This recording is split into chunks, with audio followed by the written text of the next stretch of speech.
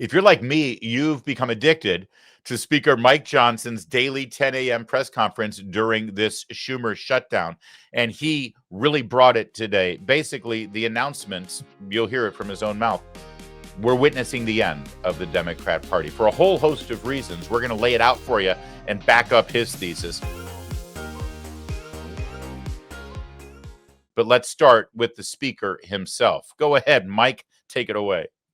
That this is leverage. And Chuck Schumer himself boasted that every day of the shutdown gets better for us. That's his now infamous quote that he wishes he had not said out loud.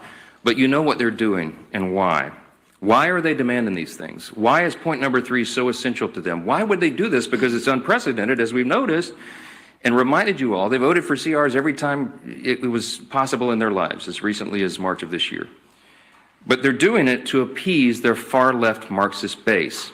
That's the headline. That's why. That's why we're all in this mess. That's why the American people are suffering pain, because the Democrats are more afraid of the Marxist in their base than they are of hardworking Americans. See, they've made an evaluation that they have to appease the Marxist base, that they're so concerned that they'll lose their jobs if they don't appease the far left in their party. And they sat in a back room and they made the calculation that they would rather shut the government down and impose all this pain on the American people, because they believe the Marxists, the far left in the base, are more active than hardworking Americans, people who go vote. And so they made the calculation that it's worth it to them. Every day gets better for us. We'll use the pain as leverage.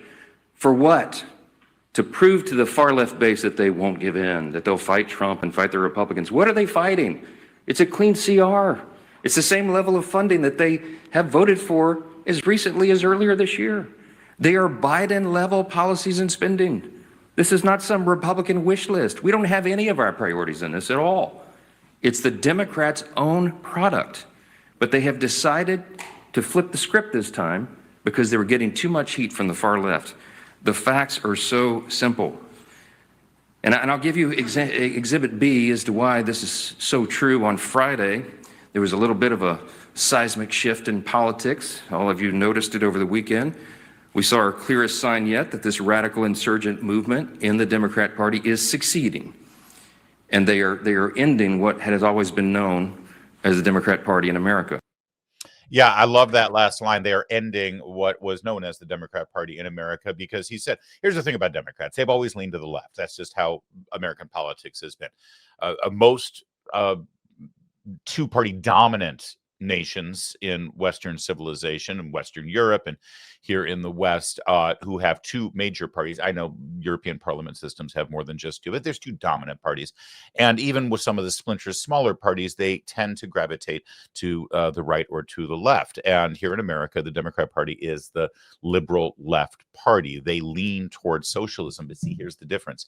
From Harry Truman, even Franklin Roosevelt, as much as he built up social programs in America, he still drew the line at Marxism. He drew the line at full socialism. He opened the door a little bit too far, in my opinion, but he would draw the line. You know, Franklin Roosevelt was against public government employees becoming members of unions because he knew how out of control it would be. That ended up happening eventually, but Roosevelt was against that, because that would be the next step toward full-blown Marxism. Truman held the line. He hated communists. Kennedy hated communists, right? But now look what's happened. They are the modern Democrat Party, personified by your Bidens and your Kamala Harrises and your Schumers and your Hakeem Jeffries. They are terrified of the Marxists in their midst. That's why they won't say anything negative about Bernie Sanders or AOC or Zoran Mamdani. You just go ahead and take a look at Hillary Clinton's speeches from 2016 when she was being primaried by Bernie Sanders. That she sounded like Ronald Reagan speaking out against the Red Scare in Europe during the Cold War, because we're America and we don't like Marxism here, because that was her rhetoric against Bernie Sanders. Now, I mean, she probably goes to bed with a little Bernie Sanders stuffed animal next to her pillow. Lord knows that's all that's going on there. But did you catch this part? Let's hear it again. What we're witnessing is truly the end of the Democratic Party as we've known it. And even some Democrats are now saying that out loud. You can see it in their interviews. I watched one last night. All this is directly related to the Democrats' shutdown show. Why? Because just like they decided to save their own skin, that they had to endorse the Marxist Mandami in an unprecedented move, they have also decided they had to shut down the government in an unprecedented move. No matter the pain it inflicts upon hardworking American people, they were simply more afraid of the Marxists in their party than they are of voters. That is the bottom line. And any honest political observer would concede that. Schumer is now shutting down the government, and we're going on, what, almost a month now. He didn't do it in March, and he got attacked in March by what they'll call the base, the liberal base, the left-wing base. No, it's the AOCs, it's the Bernie Sanders, it's the Rashida Tlaibs, it's the Zohran Mamdanis. That's who they're talking about when they say the base. It's the Marxists. They're terrified of them. And that means the Democrat Party that we have known and feared is basically kaput. And what will rise is something much, much worse.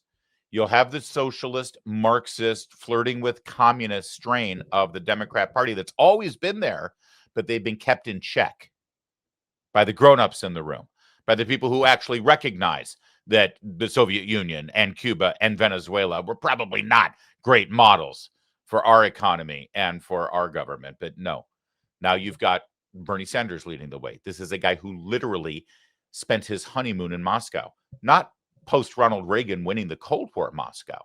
No. Like Brezhnev Moscow. And he's now the leading voice of their party. Speaker Johnson is right, sadly. And it's starting to show with regards to their rhetoric on the shutdown specifically that continues unabated. Here's Ruben Gallego. I'm told that this guy is one of the more reasonable people. Well, look at him confronted today on a very basic fact. Dude, you're on the record. We can play the tape. We can show you your quotes when there were past government shutdowns. And if you just change the uniforms here, you'd be on the side of opening the government today. So what's his response? If Republicans shut down the government next time Democrats are in charge to extract whatever it is that they happen to want, are you saying that's okay? Are you saying that's okay if they do that? I mean, the Republicans have done this quite a while, yes. Yeah, Republicans have done this a lot. What did you say about it when they did it? I don't know, and I don't care. There you go. I mean, there's something refreshing about the honesty there. But it does tell you where the Democrat Party is now. Anything that I said or did or stood for up until this point in time right here, where we are just the Marxist resistance to the free market economy and to the genuine success that Donald Trump has been able to institute with his political party in the House and the Senate, anything that I said up until this moment, it doesn't matter. And I don't care, by the way. Vote for me. That's who they are. That's who they are. Listen, that may work in certain cities in this country. It may work with certain audiences on the coasts and major metropolitan areas. It'll work with the media. But still, at this point, nationwide, it doesn't work. It's seen for the blatant, brazen, raw quest for political power. That's all it is. What'd you say then when you were on the other side of this argument? I don't know, and I don't care. Okay? You know what? As long as we all know where everybody stands here, understand something. This is the guy that the Democrat leadership in the House and the Senate approved to put out there on CNBC this morning to speak on their behalf. Go ahead and deliver our message. Hey, pal, what are you going to do about your hypocrisy problem here with the shutdown? I don't know, and I don't care. Screw them. Screw you. Scott Bessent, little bit wiser, little bit more professional, little bit more mature. Your Treasury Secretary, he appeared on Sunday shows yesterday from Asia while the President of the United States is touring Malaysia and Indonesia and going to be meeting with Xi Jinping and other Asian countries there, actually making trade deals, making peace deals, you know, all the grown-up stuff that Chuck Schumer can't even quite figure out how to, you know, get into a room with his political opponents. But, you know, Trump's out there, you know, working with commies to try to bring them to heel. Scott Bessent challenged on the government shutdown. You tell me who did a better job. Now in the second longest shutdown in U.S. history, when will President Trump meet with Democrats to try to bring this shutdown to a close and get federal workers their paychecks back again, Mr. Secretary? Well, Kristen, I'm going to have to reject the premise of your question. Why does President Trump have to meet with Democrats? Democrats just need to go into the Senate and vote to end the shutdown. But President Trump has said in the past it's up to the president. He's the president. No, he said that in the past. He said you have to be a leader. The president has to lead. You have to get people into a room. You have to get a deal. When's he going to do that?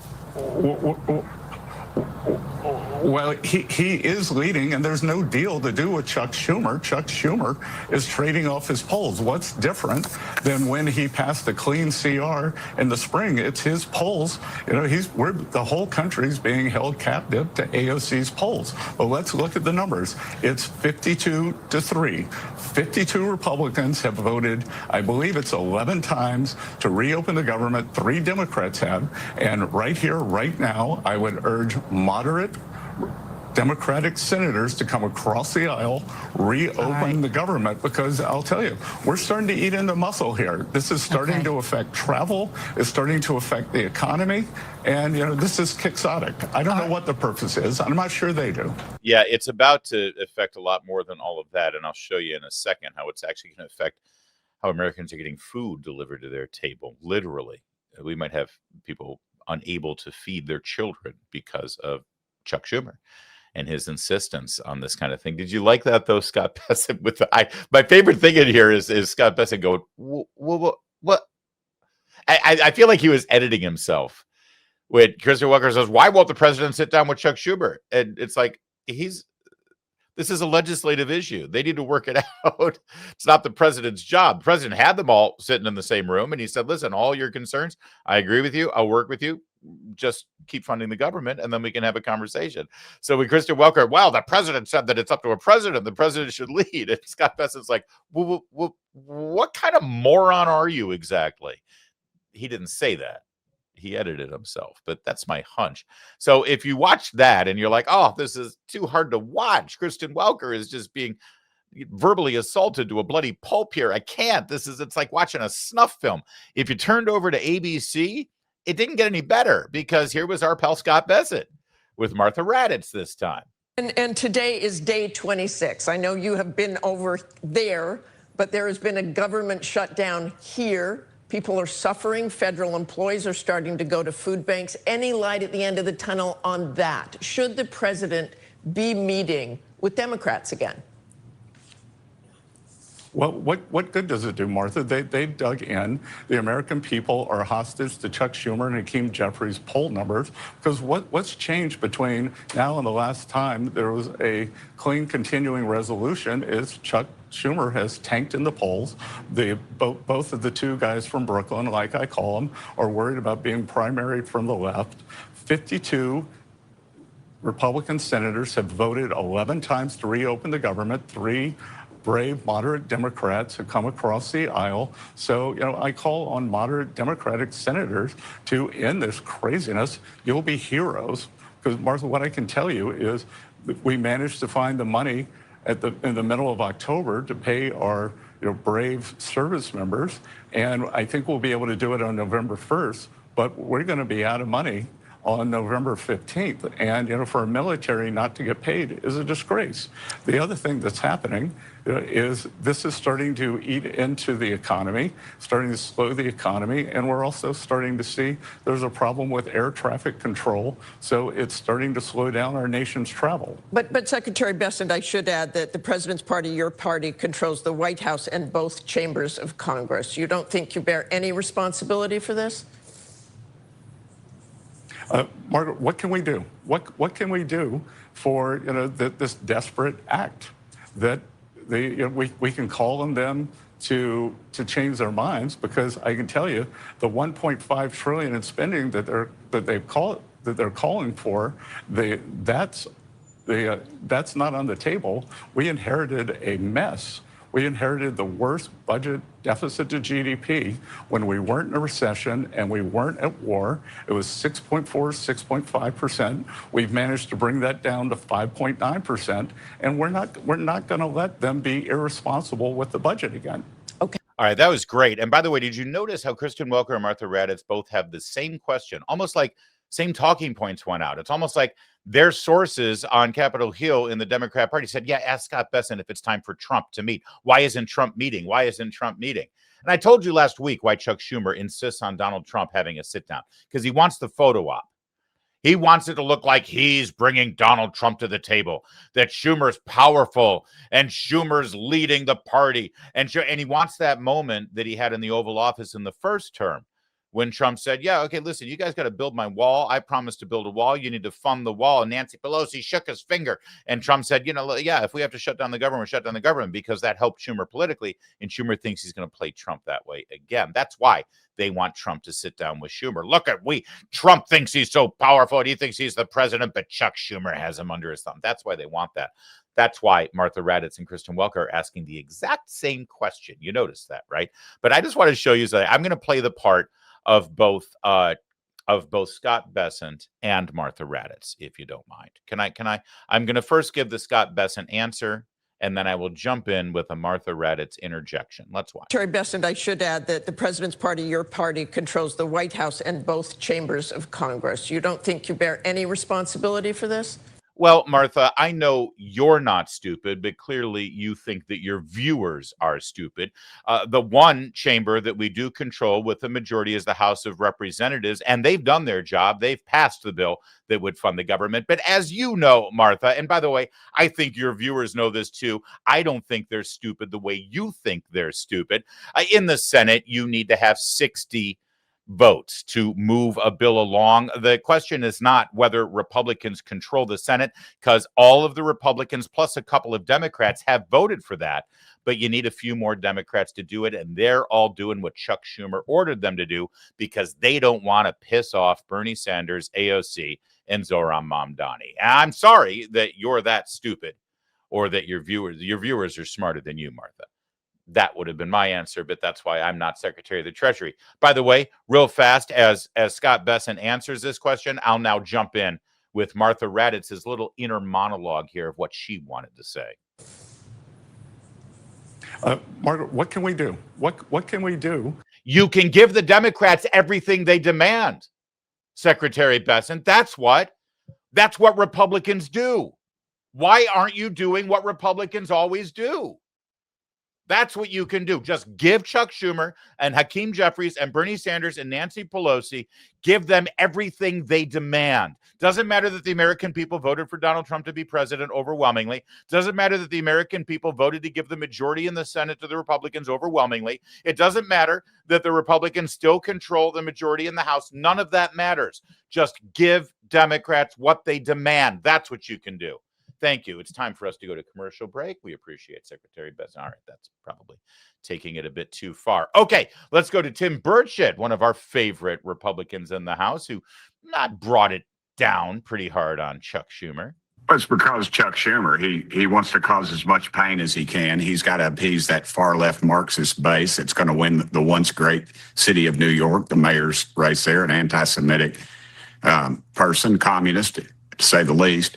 And that's who he's got to appease. He sees AOC creeping up behind him, and he knows if she announces tomorrow she will have that. That is no longer Chuck Schumer's base. Chuck Schumer's probably not a communist. He's probably just a far lefty. And he realizes that, so he's got to have that base, and he's going to cause the country to suffer. And shame on the Democrat Party, because in the past, Schumer could just put out something. It didn't have to be the truth, but you know, ABC, NBC, CBS, MSNBC, CNN, all the cluckheads on The View, they just mimic what he said, and every single Democrat could hide behind Chuck Schumer's skirt. Well, thank goodness for Fox News and a few others, and these podcasters that are they're putting the truth out, because America realized that's a lie. I have a lady that married to a buddy of mine, and she'll drunk text me about every night. She gets in her wine and she's blaming everything on Trump. And she's an educated lady. I went through school with her, and she tells me that this is all the Republicans' fault. And then when I explained to her, the Republicans only have 53 votes in the Senate, they need 60. Then she says, oh, I didn't realize that. These are educated people. We need to make sure we're messaging that, Kevin. And thank you so much for bringing this topic up, because the Democrats do not care about poor people. All they care about is power. That's what you see in Washington. And frankly, both parties a lot of times is about power and control. Donald Trump understands that. He said he'll negotiate. Just open the dadgum government. How easy is that? All you need is 4 or 5 more Democrats in the Senate to cross over with Fetterman and a few of those that have the guts to do something. But instead, no. They want America to suffer, and they're still drawing their paychecks every dadgum day. Dadgum. Dadgum. How does he get himself to say dadgum instead of what, he's thinking about saying? Well said, Congressman Burchett. All right, so how does this end? How does this end? Well, you heard the first thing there. All Democrats care about is power. Well, when people care about power and that's all that motivates them, then if they start to look like they're going to be losing their power, or if their power is being undermined, or they're starting to lose the ability to retain power, well, then they start to get motivated to change things. And maybe this is an indication that that's right around the corner. As the New York Post is reporting, the AFGE, American Federation of Government Employees, the largest union of federal workers, has now publicly urged Congress to pass the clean continuing resolution. Do you know what that means? Urging Congress to pass it. The Republicans have passed it. They voted for it every day in the Senate, and the House voted for it in late September. That clean stopgap to end the government shutdown has already been passed by a little over half of Congress, the Republicans. When the largest federal workers union urges Congress to pass that bill, what they're saying is, Democrats, enough with the bullshit. Pass this thing. We're tired of this. Let's go. Their next paycheck is right around the corner, and they're done with this. That may be what motivates them. I also want to show you this, because you just heard Congressman Burchett said the Democrats don't care about poor people. And they don't, by the way. They only care to be able to go into poor neighborhoods and say, you'd be starving if it weren't for us. And we've created all these programs for you. And I think most Americans who support federal government programs to help people to make ends meet and to make sure that their children don't go without any sort of nutritious meals, most Americans are, of course, you pull on our heartstrings. It's like, well, yeah, I mean, obviously we want that to happen. Watch this report about the SNAP benefits that are about to get dried up because there's no money for them anymore, and how many millions of Americans are going to be affected by that. There's quite a bit of data in here. I'll pause in the middle just so you can capture a couple of the really important data points. Trump administration says it will not use emergency funds to pay for federal food benefits with a fast approaching deadline. CBS's Christina Fan is in New York with details on that. Christina. Well, Jericho, 1 in 8 Americans rely on SNAP benefits, and tonight there is mounting worry for them. They might not be able to afford food with money running out 1 week from today. Real fast, and then we'll continue. The data set, they're not good, CBS News, in terms of actually relaying information to you. 1 in 8 Americans is jarring, to say the least, but even more so when you actually quantify that number. 43 million Americans currently rely on these benefits and use them as part of their monthly income to be able to feed their families. There's something broken here.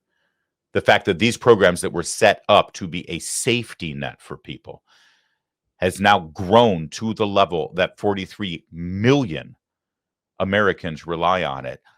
That's fundamentally wrong, and every American should be outraged that it has grown to this point. And when Democrats are in charge of our government, they see more people on these benefits as a success. Republicans, we actually see shrinking these programs as a success. We want to live in a country where these programs are not needed.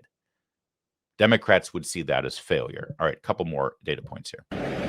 I think people are starting to panic. Food banks around the country are flashing warning signs. We've been having about 7 to 10 new people a day this week. Look at that. That was full this morning. The pantry at Calvary Episcopal Church in Kentucky ran out of food for the first time in its 43-year history. we feel like this is the tip of the iceberg. Members of the California National Guard are now deployed to help food banks in the state. In Massachusetts, 16% of residents rely on SNAP benefits, which provide an average of $187 a month, or about $6 a day. Democratic Governor Maura Healey holds President Trump responsible. You know, leadership is a choice.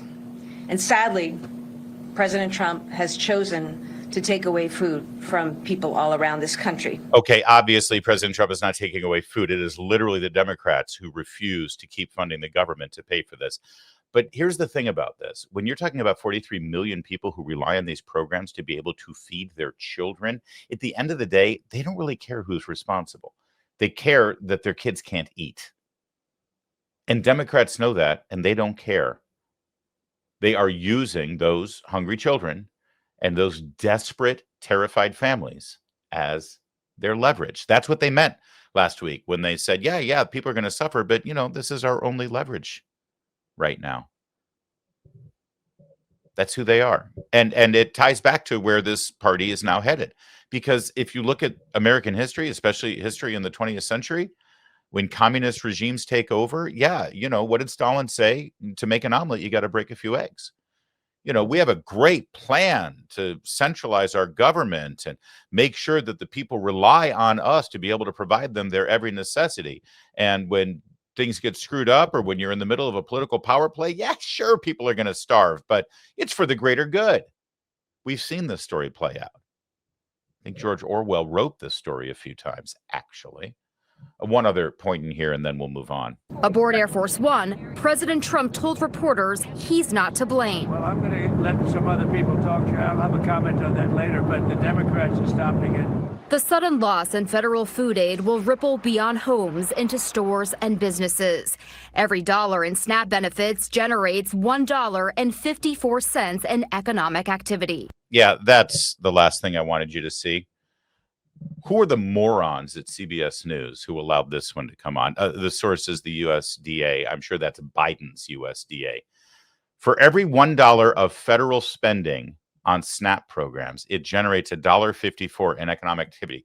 If that is true, can I just tell you that this is the greatest investment of all time? I want a piece of that action. Take my entire 401k and invest it in whatever SNAP benefits are doing. Only 43 million Americans are on SNAP benefits right now.